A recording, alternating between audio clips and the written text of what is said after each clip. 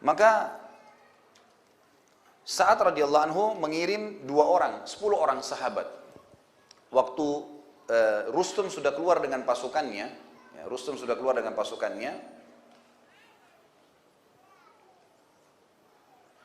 maka Sa'ad mengutus 10 orang sahabat. Ada 2 sahabat yang menonjol di sini.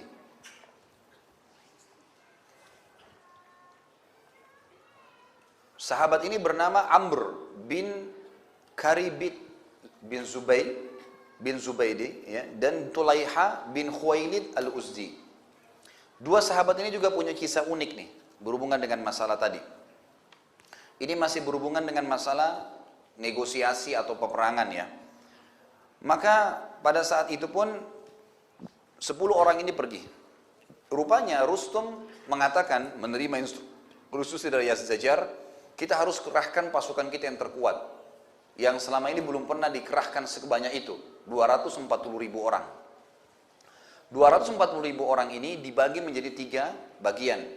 Bagian ujung tombak terdiri dari 70.000 orang, bagian jantung dari pasukan tengah itu 100.000 orang, dengan ekor pasukan 70.000 orang. Jadi 70.000 ujung ekor sama ujung tombak 70.000, 140. Tambah 100.000 di tengah-tengah berarti 240.000. Kita bayangkan kalau 240.000 pasukan lagi jalan, suara kakinya aja sudah ribut gitu kan. Maka yang terjadi pada saat itu, jalanlah, dan Rustum ini mengatur strategi supaya kalaupun ada mata-mata muslim, dia tahu bahwasanya pasukan ini sangat besar, jalan dulu yang 70.000 itu. Setelah perjalanan 2 hari, baru keluar yang 100.000. Setelah perjalanan 2 hari, baru keluar lagi yang 70.000. Jadi pasukan ini sangat besar jalan. Pada saat itu, 10 orang ini diutus oleh Sa'ad, coba ngintai. Ini kok setelah Rubi'i pulang tidak ada lagi berita. Kira-kira seperti apa nih? Diutuslah 10 orang. 10 orang ini memang pemberani, terutama 2 orang ini. Masuklah mereka ke pedalaman, kampung demi kampung, lewatin ke dalam sampai menemukan pasukan ini. Pada saat menemukan pasukan yang 70.000 orang pertama ini, maka sahabat-sahabat yang lain di situ mengatakan, ini dia pasukannya nih. Ada bendera, ada pasukan gajah, jumlahnya tidak terhitung, sekitar 70.000 orang, gitu kan?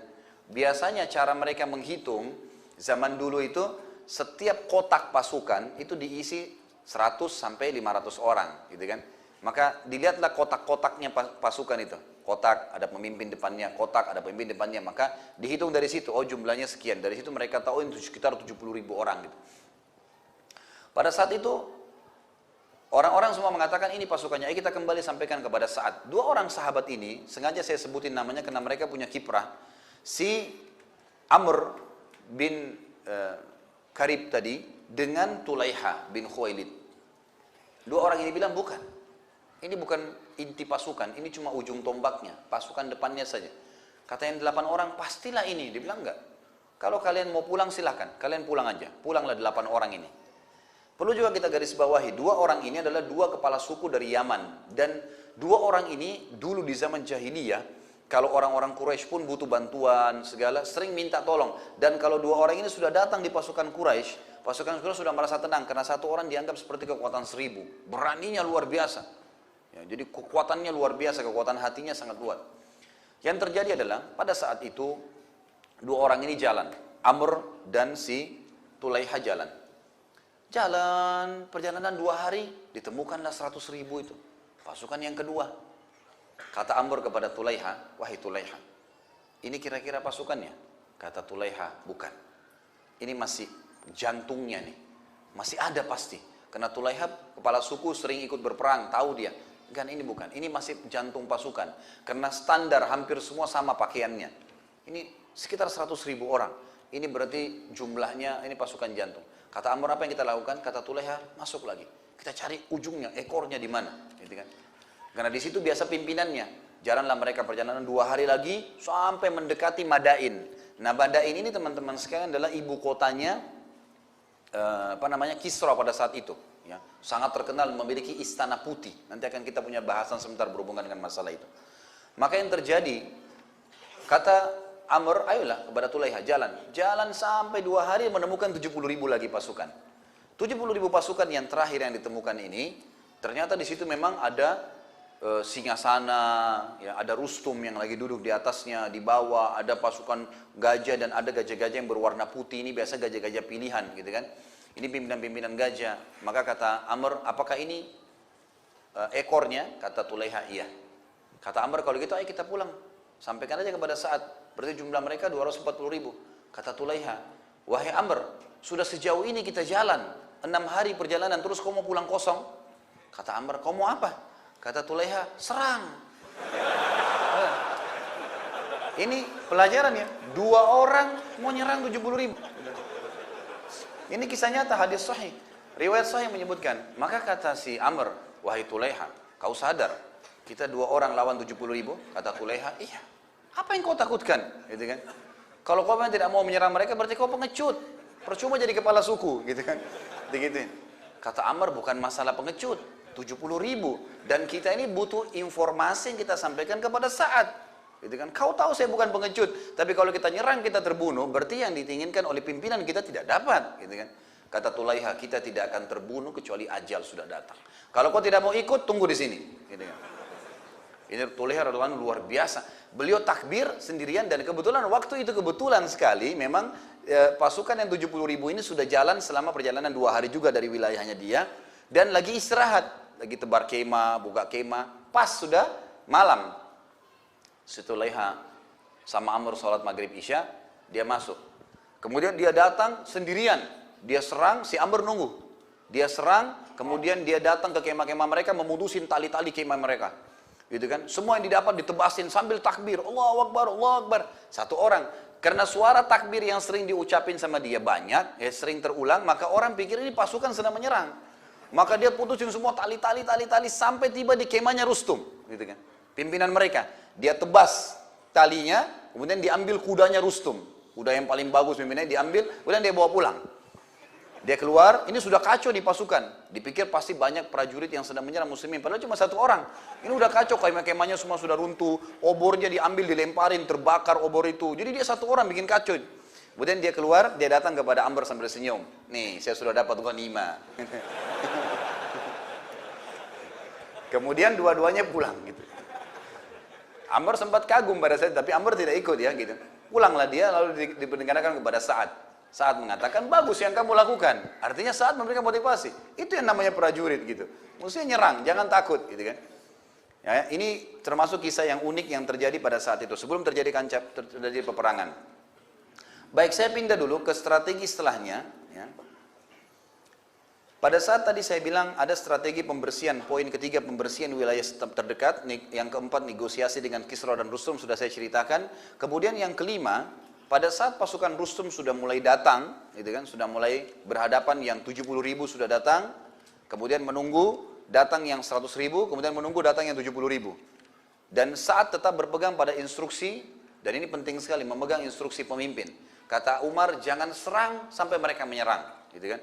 Karena di sini kalau saat buru-buru menyerang, 70.000 pertama misal dianggap pasukan, kemudian nanti datang pasukan yang 100.000, nanti malah jadi masalah, gitu kan? Sampai kau nanti mengetahui aib dan kekurangan serta kelemahan pasukan musuhmu. Maka ditunggulah. Rustum juga tidak mau buru-buru menyerang, gitu kan?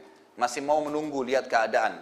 Ringkas cerita, pada saat pasukan sudah bertemu, Sa'ad radhiyallahu anhu dengan hikmah Allah Subhanahu wa taala kena penyakit kulit waktu itu. Tiba-tiba dengan hikmah Allah di tubuhnya muncul bisul-bisul, dan bisul ini mengeluarkan banyak sekali nanah dan darah.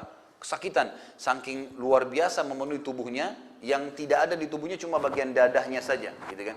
Jadi dia cuma bisa berdiri atau tengkurap, dia nggak bisa yang lain. Sa'ad radhiyallahu anhu. Maka Sa'ad mengatakan, saya menunjuk Khalid bin Marfa', ini ada satu sahabat, ada juga tabi'in ya, ini tangan kanannya bernama Khalid bin Marfa'. Kata Sa'ad, saya tunggu kamu kepada memimpin pasukan, tapi saya letakkan saya di tempat tertinggi di arena peperangan ini. Dicarilah gunung, karena Persia waktu itu wilayah peperangan, kebetulan Qadisiyah ini ada di lapangan kayak padang pasir dan ada gunung-gunung batu, maka Sa'ad pun dibawa sampai ke atas. Nah, Sa'ad ini radhiyallahu anhu baring tengkurap sambil melihat pasukan musuh, dan ternyata hikmahnya juga adalah Sa'ad jadi bisa tahu seberapa besar pasukan musuh, karena kalau dari gunung kan kelihatan, kalau di hadapan kan tidak terlalu kelihatan semuanya. Maka Sa'ad jadi tahu ternyata gajah cukup banyak di sayap kanan, di sayap kiri, jumlahnya sekian. Maka dia memberikan instruksi-instruksi kepada Khalid ini. Khalid lalu menyampaikan kepada pasukan-pasukan.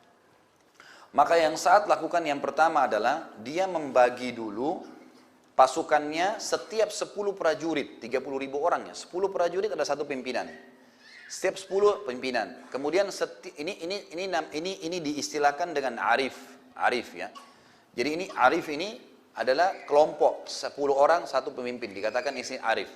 Maka banyak sekali ya arif-arif ini 10 arif diberikan lagi satu pimpinan. Begitu terus. Jadi saat cuma memberikan instruksi, lakukan kepada arif ini lakukan kepada bawahannya lagi. Seperti itu dilakukan.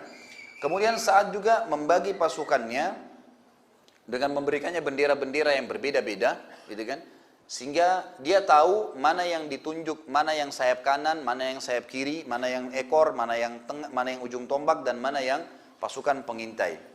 Kemudian Sa'ad juga radhiyallahu anhu menyuruh agar para khutbah ini strategi setelahnya ya. Jadi strategi tadi membagi, yang kelima membagi pasukan menjadi 10-10 dan membentuk arif-arif itu. Kemudian yang keenam adalah membacakan, mengirim para khutbah, para ahli khutbah. Ada orang yang khutbah biasa, standar aja gitu kan. Ini biasanya kalau hari Jumat banyak ya, jemaahnya tidur gitu. Ada memang khatib yang Masya Allah gitu kan. Dari awal dia khutbah sampai akhir kita nggak tahu kalau sudah selesai gitu kan. Karena luar biasa dia menyampaikan dengan suara, dengan retorika, dengan bahasa tubuh dan seterusnya. Maka ada orang-orang yang khatib memang. Dan mereka ini dipakai oleh Sa'ad radhiyallahu anhu, dikirim sekian banyak orang, tapi tidak disebutkan berapa jumlahnya. Mereka disuruh menyebar di setiap 10 tadi arif itu, jadi 100 orang dengan 10 pemimpinnya. Maka ada satu khatib yang berbicara, atau dua orang khatib yang berbicara. Dan ini mereka tugasnya cuma memotivasi saja, memotivasi. Di antara bahasa-bahasa motivasi yang mereka sampaikan dan dinukil kepada kita dalam buku ini adalah, sesungguhnya Allah mengharamkan hasud, tidak boleh saling iri, kecuali pada kancah peperangan ini. Di kancah peperangan, Nabi SAW membolehkan seorang muslim menghasut saudaranya. Menghasut dalam arti kata merasa, kenapa kok dia lebih berani? Saya mestinya bisa lebih berani daripada dia. Maka di sini tempatnya saling berhasutlah untuk berperang di jalan Allah, gitu kan? Karena ini sesuai dengan ya perintah Nabi SAW. Maka itu di antara kata-kata motivasinya. Dan juga yang dilakukan setelahnya, yang ketujuh adalah bagaimana Sa'ad juga mengirim setelah para khutbah ini berbicara, mengirim para qurra, para penghafal Al-Quran, dan orang-orang yang memiliki suara yang sangat indah. Lalu menyebar kepada arif-arif tadi ini, semuanya menyebar, ini pasukan sudah saling berhadapan nih. Maka dilakukan oleh Sa'ad seperti itu, dikirim suara-suara indah dan disuruh membaca surah Al-Anfal lengkap. Gitu kan? Surah Al-Anfal, surah memang untuk peperangan gitu kan. Janji-janji Allah, kemenangan-kemenangan, malaikat yang turun di perang Badar, semua berbicara tentang surga, orang yang mati syahid, fadilahnya, dan seterusnya. Maka dibacakanlah surah-surah Al-Anfal. Pada saat dibaca surah Al-Anfal dalam beberapa riwayat dikatakan, dalam beberapa athar disebutkan, maka seluruh jiwa-jiwa mujahidin mulai lunak, mereka merindukan akhirat, mereka akhirnya melihat musuh-musuh mereka kecil, dan seterusnya. Lahirlah perasaan-perasaan seperti itu. Kemudian yang dilakukan setelah itu, saat mengirim lagi para khutbah. Setelah para qurra membacakan surah Al-Anfal, banyak di antara mujahidin yang menangis mendengar ayat-ayat tersebut.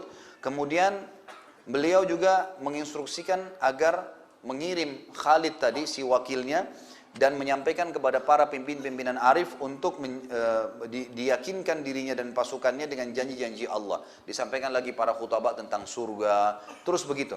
Dan disampaikan tentang sabda Nabi SAW berhubungan dengan Kisrah ini. Ternyata ada hadis Nabi yang mulia, dan hadis ini diriwayatkan oleh Imam Muslim dan Imam Ahmad yang berbunyi, kata Nabi SAW, usbatun min ummati yaftahunal bait al-abyad, bait Kisra. Nanti akan ada sekelompok dari umatku yang akan menaklukkan istana putih, istananya Kisra. Kisra ini kebetulan punya istana berwarna putih dan besar sekali. Ya. Dan Kisra ini punya banyak sekali banyak sekali harta, kaya raya, wilayahnya luas gitu kan. Saking kayanya sampai dia punya singgasana yang kalau dia duduk, padahal dia orangnya besar, kalau dia duduk di tengah-tengah singgasana itu dia kelihatan seperti kecil karena besarnya singgasana itu. Sebagian athar menyebutkan seperti sebuah kapal yang orang duduk sendiri di dalamnya gitu kan. Jadi saking besarnya singgasana itu. Dia punya mahkota, si Kisra ini, itu bukan mahkota yang kayak biasa raja pakai ditaruh di kepala. Dibuat mahkota yang sangat besar, besar sekali, yang hampir mendekati besarnya singgasananya. Yang diturunkan dengan rantai-rantai yang besar, diisi dengan permata-permata yang mengkilat. Dan kalau dia sudah duduk dengan pakaian kerajaannya, mahkotanya diturunkan pakai rantai. Jadi kesannya kayak masuk di kepalanya, tapi besar sekali. Saking ingin menunjukkan keagungan. Dan pada saat dia lagi duduk dan diturunkan rantai, ditutup dengan tirai. Nah, pada saat dia sudah diturunkan mahkota itu, disingkaplah tabirnya. Kemudian di sekitar tempat duduknya singgasananya itu seperti bulatan ini misalnya, itu ditaruh kaca-kaca semuanya, sehingga di pagi hari cahaya matahari masuk dan kena ke permata-permata sehingga mengkilau. Pada saat itu terjadi, maka semua orang yang ada di sekitarnya sujud kepada Kisra, gitu kan? Sujud, jadi sebuah keagungan. Kisra punya singgasana semuanya, dan dia saking tinggi besarnya, dia punya 2 buah gelang dari emas, dan itu gelangnya saking beratnya dan besarnya, karena dia tinggi besar, itu tidak ada yang bisa pakai. Yazdajar saja yang bisa pakai. Raja ini sangat besar badannya. Dan ini juga ada sedikit rentetan sejarah. Saya tambahkan saja di sini. Waktu Nabi SAW mau hijrah ke Madinah dengan Abu Bakar, sempat ada satu orang Quraisy yang ingin mengejar Nabi SAW dengan Abu Bakar dan ingin mengejar 100 ekor unta dijanjikan oleh Abu Sufyan. Siapa namanya? Suraqah bin Malik. Suraqah bin Malik ini adalah salah satu tokoh Quraisy, gitu kan, yang dia ini terkenal dengan keberaniannya juga. Maka dia sempat mengejar Nabi SAW, dan pada saat dia lihat Nabi setelah dari Gar Thur, gitu kan, mau ke Madinah setelah 3 hari di sana bersembunyi, dilihatlah. Lalu orang-orang bilang itu mungkin Muhammad. Dia tahu kalau itu Nabi SAW, maka dia bilang sama teman-temannya, bukan, itu bukan Muhammad, itu orang Arab yang kebetulan lewat. Sampai teman-temannya semuanya sudah merasa aman, pergi, dia pun mengejar sendiri. Pada saat mendekati Nabi SAW, Abu Bakar sempat bilang, ya Rasulullah, salah seorang di antara mereka mendekati kita. Kata Nabi SAW, tenanglah wahai Abu Bakar, sambil melantunkan ayat Al-Quran. Abu Bakar sebentar ke kanan, sebentar ke kiri, sebentar ke depan, sebentar ke belakang Nabi. Kata Nabi SAW, kenapa wahai Abu Bakar? Dia bilang, orang itu makin mendekat ya Rasulullah. Ya. Kata Nabi SAW, tenanglah wahai Abu Bakar, sampai Suraqah sudah bisa menjangkau dengan tombak atau anak panahnya. Yang itu jarak kurang lebih mungkin 100 hasta ya diistilahkan begitu. Itu sudah bisa menjangkau kita ya Rasulullah. Kata Nabi SAW, tenanglah. Lalu kata Nabi SAW berdoa, ya Allah, selesaikanlah urusan orang ini. Tiba-tiba kuda Suraqah tenggelam di dalam tanah bersama dengan Suraqah, kakinya nggak bisa bergerak. Maka Suraqah pun berkata, wahai Muhammad, maafin saya. Kata Nabi SAW, baiklah, saya akan maafkan kamu. Lalu dia bilang, kalau begitu berikan kepada saya surat keamanan. Artinya Suraqah sudah tahu Nabi ini akan ke Madinah, dan di Madinah ada pasukan yang sangat kuat yang mungkin bisa menyerang Mekah. Satu waktu kalau kau menyerang Mekah, maka saya bisa aman. Maka Nabi SAW berkata kepada Abu Bakar, Abu Bakar tuliskanlah surat buat dia. Keamanan ini dari Rasulullah Muhammad SAW kepada Suraqah bin Malik. Surat ini akan dijadikan aman sehingga dia tidak termasuk dalam orang-orang kafir yang akan terbunuh. Maka dikasihlah. Lalu Suraqah pun mengambil, kemudian dia pergi. Kata Nabi SAW, tapi dengan syarat kamu tidak boleh menyampaikan berita kami. Dia bilang, iya, baiklah. Ringkas cerita, Suraqah pada saat mau pergi, kata Nabi SAW kalimat begini, berhubungan dengan Kisra nih. Kata Nabi SAW, wahai Suraqah, bagaimana pendapatmu? Satu waktu nanti kau akan pakai 2 gelangnya Kisra. Gelangnya Kisra ini besar. Dan dia raja adik kuasa gitu kan, yang sangat berkuasa pada saat itu. Kata Suraqah, Kisra, anu Sinwan, maksudnya Yazdajar tuh. Kata Nabi SAW, iya. Maka Suraqah pun mengatakan, baiklah. Dia tidak membohongkan, dia tidak membenarkan, tapi dia pergi, pulang. Pembebasan kota Mekah, terjadi ekspansi ke Mekah. Kemudian Suraqah masuk Islam pada saat itu. Dia sempat ditawan, kemudian dia lihatkan suratnya. Maka sahabat-sahabat membawa kepada Nabi, ya Rasulullah, Suraqah bawa surat ini. Kata Nabi SAW, benar. Selamatkan dia, tidak boleh, dia tidak termasuk yang dihukum. Diselamatkan. Lalu Suraqah masuk Islam gara-gara itu. Ringkas cerita, di zaman Umar bin Khattab radhiyallahu anhu, Suraqah tidak ikut dengan pasukan Sa'ad, tapi dia ada di Madinah, gitu kan. Nah, nanti pada saat Sa'ad dan pasukannya berhasil meruntuhkan, merebut rumah putih ini, akan ada salah satu ganimah harta rampasan perang adalah gelangnya si Kisra ini yang sangat berat tadi. Maka pada saat itu dikirimlah oleh Sa'ad ke Madinah. Saya melompati sedikit kisah masalah ekspansi tadi ya. Saya ambil masalah gelang Kisra karena kita tahu bagaimana kisah gelang ini unik dan ada dalam hadis disebutkan. Maka dikirimlah, kata Bilal, Sa'ad dan beberapa sahabat-sahabat Nabi yang sempat menembus nanti Madain, mereka mengatakan kita nggak butuh nih gelangnya Kisra untuk apa? Singgasananya ini untuk apa? Dan di depan tempat duduknya, di tempat pertemuannya Kisra itu ada karpet yang besarnya itu 60 hasta kali 60 hasta, gitu kan? Jadi ya kurang lebih mungkin 60 meteran kali 60 meter ya, cukup besar. Dan itu sering Kisra buka kalau lagi musim salju, lagi dingin, kemudian dibuka itu kalau dibuka seperti ada pohonnya, ada ruangannya. Jadi karpet yang sangat luar biasa dan tebal sekali, gitu kan? Ringkas cerita itu semua dikirim ke Madinah. Kata Sa'ad kirim ke Madinah. Kita nggak tahu mau buat apa nih. Kirim aja ke Madinah. Waktu tiba di Madinah, dilihat kekayaan-kekayaan, gulang-gulang, emas-emas, sepatunya Kisra, baju-bajunya dari sutra, singgasananya, termasuk karpetnya. Kata Umar, sungguh mereka telah terpengaruh, terkelabui dengan dunia ini. Kata Umar begitu kan. Lalu waktu lihat gelangnya Kisra, Umar bin Khattab sempat ingat sabda Nabi kepada Suraka. Suraka ada di Madinah waktu itu. Kata Umar radhiyallahu anhu, coba panggil Suraka. Dipanggil Suraka. Lalu tidak dilihatkan dulu gelangnya Kisra. Kata Umar, wahai Suraka, apa yang Nabi SAW katakan kepadamu pada saat kau kejar dia bersama Abu Bakar menuju ke Madinah? Kata Suraka, Nabi SAW kekasihku mengatakan, bagaimana pendapatmu wahai Suraka, kalau di kedua tanganmu ada gelangnya Kisra, gitu kan? Kata Umar, nih gelangnya Kisra sudah kita tundukkan dengan izin Allah. Pakai Suraka dan keliling Madinah. Sampaikan apa yang Nabi SAW sampaikan kepadamu. Maka Suraka pun memakai tangannya sambil keliling, sambil angkat mengatakan, kekasihku Rasulullah telah bersabda, wahai Suraka, bagaimana kalau di kedua tanganmu ada gelangnya Kisra. Dan ini benar, wahai muslimin. Keliling Madinah menyampaikan semua itu. Sampai orang-orang banyak yang menangis karena melihat kebenaran apa yang Nabi SAW sampaikan.